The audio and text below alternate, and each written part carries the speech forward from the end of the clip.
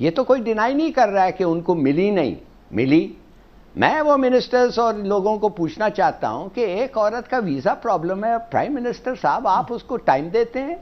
Interior minister उसको visa problem के लिए टाइम देता है? और क्या दफ्तर में नहीं मिल सकते थे? क्या जरूरत था कि उनको शाम में मिलें या घर पे मिलें? नाम तो सुना होगा, अगर कुछ दिन पहले तक नहीं भी सुना तो अब 2-3 दिन में तो इतना सुन लिया है कि पाकिस्तान में बच्चे बच्चे को पता चल चुका है। कौन है ये साहिबा? ये एक अमरीकी खातून है जो कि ब्लॉगर हैं, किसी हद तक आप कह सकते हैं कि जर्नलिज्म से भी वाबस्ता रही हैं, क्योंकि मकामी अखबारात में, इंग्लिश अखबारात में ये लिखती रही हैं। 2011 में ये पहली दफ़ा पाकिस्तान आई थी, लेकिन इनकी रसाई ना सिर्फ ये कि ईवान के इक़्तिदारों में हुई, बल्कि इसके साथ साथ हमने ये भी देखा कि मुख्तलिफ अहम शख्सियात से मेल जोल भी रहा, और उसके बाद हमने ये भी देखा कि ये यहाँ से चली भी गई, फिर उसके बाद दोबारा वापस आई, आजकल भी पाकिस्तान में मुकीम है। लेकिन इनको शोहरत कैसे मिली है, उसके बाद फिर उन्होंने यहाँ पर बात नहीं रोकी, बल्कि साबिक वज़ीर आज़म मोहतरमा बेनज़ीर भुट्टो के हवाले से भी संगीन नौयत के इल्ज़ामात लगाए।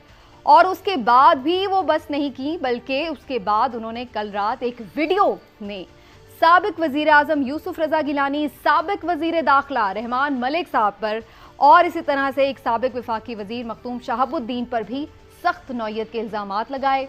वज़ीर दाखिला, साबिक वज़ीर दाखिला के बारे में तो उन्होंने ये तक कह दिया कि उन्होंने उनके साथ ज़्यादती की है, और बाकी दोनों रहनुमाओं के हवाले से उनका कहना था कि उन्हें दस्त दराजी की गई है, उनसे ज़्यादती की कोशिश की गई है, हरासगी की गई। ये इल्ज़ामात कितने संजीदा हैं, इनका क्या इम्पैक्ट होने जा रहा है, और इस किस्म के इल्ज़ामात क्या पहली दफ़ा सामने आए हैं? क्या होना चाहिए इन इल्ज़ामात के हवाले से? इमरान साहब, ये पहली दफ़ा तो नहीं हुआ है, हम पहले भी ज़ाहिर है देखते रहे हैं, आपने भी इस बारे में काफ़ी तफसीली बात की है मुख्तलिफ जगहों पर कि क्या कुछ इल्ज़ामात लगते रहे हैं, तो आपको इन इल्ज़ामात से कोई हैरत हुई? और यहाँ हमारे यहाँ तो अलमिया ये है कि इल्ज़ाम जब लग जाते हैं तो ना उनकी कोई इंक्वायरी होती है और ना ही किसी को सज़ा मिलती है। इंक्वायरी अगर हो भी जाए तो उसके बाद किसी को सज़ा नहीं मिलती। अब अगर आप सिंथिया रिची की बात करें तो मैं पर्टिकुलर उनकी तरफ आ जाता हूँ। आप ये देखें कि एक तो ये कि हम जो ज़हनी तौर पे गुलाम है ना, हमारे बहुत सारे सियासतदान और लोग ज़हनी तौर पे अभी तक गुलाम है। यहाँ गोरी चमड़ी को देख के ना लोग वैसे ही बिछे बिछे जाते हैं, बिछे बिछे जाते हैं। अब उनको देखें ना, यहाँ कहाँ तक रसाई हुई। यहाँ जो लोग 30-30 साल से जर्नलिज्म में हैं, जो इतनी मेहनत से काम कर रहे हैं, उनको तो कभी वहां तक रसाई नहीं हुई। पहली बात तो ये कि आपने उनको वहां तक रसाई क्यों दी, किसके कहने पे दी, क्या वजूहात थी। अब दूसरी बात यह कि मौजूदा बात पे आ जाए तो 28 मई से ये मामला शुरू हुआ जब उन्होंने पहला ट्वीट किया। उसके बाद पीपल्स पार्टी से रिएक्शन आया, तो उन्होंने मजीद इल्ज़ामात तबायद कर दिए। आप देखें कि ये इल्ज़ाम सिर्फ ये नहीं है कि इन्होंने लगाए हैं। इससे पहले अगर आप देखें, थोड़ा सा पीछे चल जाए तो रेहाम खान साहिबा की जो किताब आई, उसमें उन्होंने वज़ीर आज़म इमरान खान साहब के हवाले से वसीम अकरम, अनीला ख्वाजा, जुल्फी बुखारी, पता नहीं क्या क्या किन किन लोगों के हवाले से क्या क्या इल्ज़ाम लगा दिए। उससे पहले चले जाएं तो आयशा गुलालई जो हैं, उन्होंने इल्ज़ाम आयद किए, उस पर भी कुछ नहीं हुआ। उससे पहले चले जाएं तो अगर आप बात करें मुस्लिम लीग नून के हवाले से तो मियाँ शहबाज शरीफ पे और मियाँ नवाज शरीफ पे, उन पे भी इस तरह से काफ़ी इल्ज़ामात लगे, लेकिन उसमें भी कोई चीज़ अवाम के सामने आई नहीं।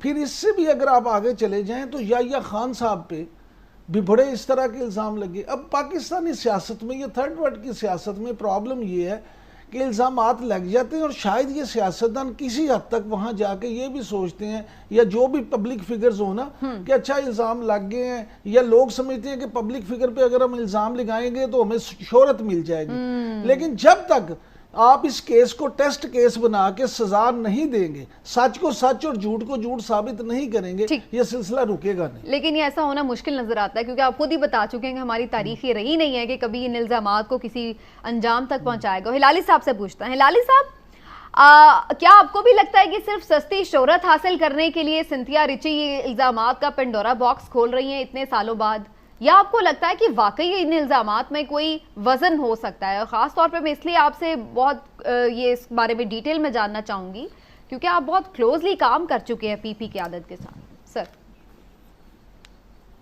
देखिए, मैंने पीपी क़यादत से इतना नहीं किया, मैं बेनज़ीर भुट्टो का स्पेशल सेक्रेटरी था। आई मीन ये एक्यूजेशन जो इस औरत ने उनके खिलाफ लेवल किया है, ये गंदे एक्यूजेशन है, इसकी गंदी जहन दिखाती है।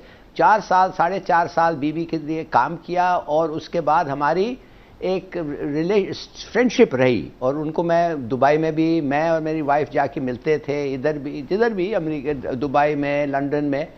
तो सवाल ही नहीं पैदा होता कि ऐसे चीज़ें जो इस औरत ने उनके ख़िलाफ़ चार्जेस किए हैं कि हम उनको एसोसिएट कर सकते हैं, ऐसी चीज़ें बिल्कुल गलत बात। मगर मैं देखिए ये क्या ज़बरदस्त ये क्या कह रही है। ये कह रही है एक अमेरिकन औरत इधर आती है पाकिस्तान को विज़िट पे और उसको वीज़ा का प्रॉब्लम होता है तो वो चले जाती है इंटीरियर मिनिस्टर को मिलने के लिए, उधर वो स्किप कर देता है।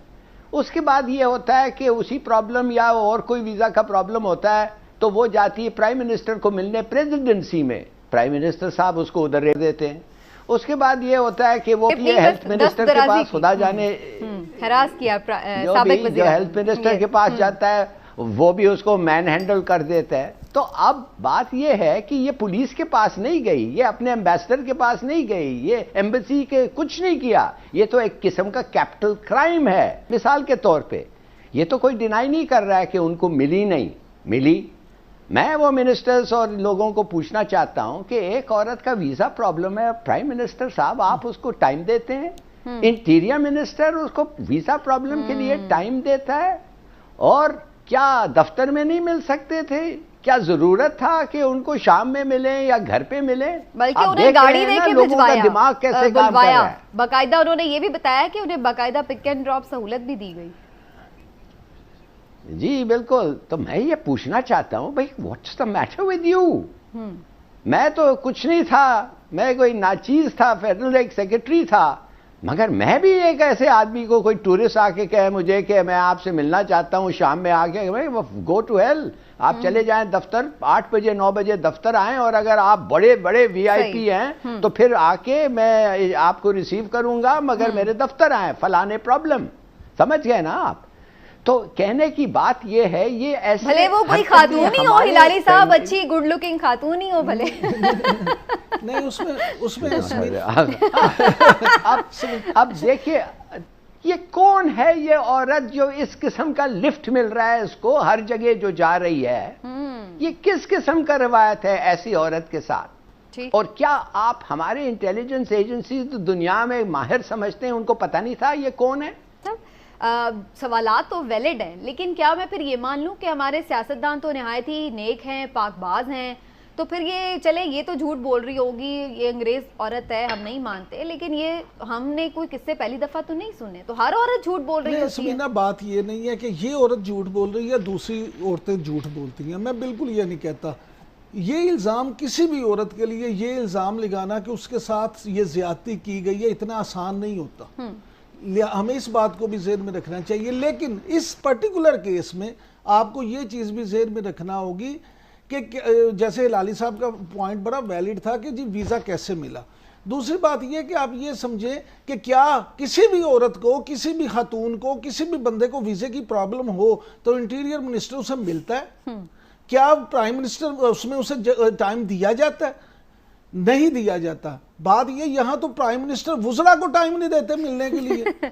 यहाँ इस पाकिस्तान सुन लें, अब मैं आपसे एक अर्ज करता हूँ, बात ये है कि यहाँ ये भी होता है कि अमेरिका जैसे मुल्क से जब कोई खातून आई हो और इस तरह से एक्टिव भी हो तो बाज लोग उसको इस तरह से भी लेते हैं कि शायद ये अंडर कवर कोई है, इसके जरिए से हम वहाँ शायद उनकी एस्टेब्लिशमेंट तक अच्छे ताल्लुकात कायम कर लेंगे। इसके पीछे बड़ी कहानियां होती हैं।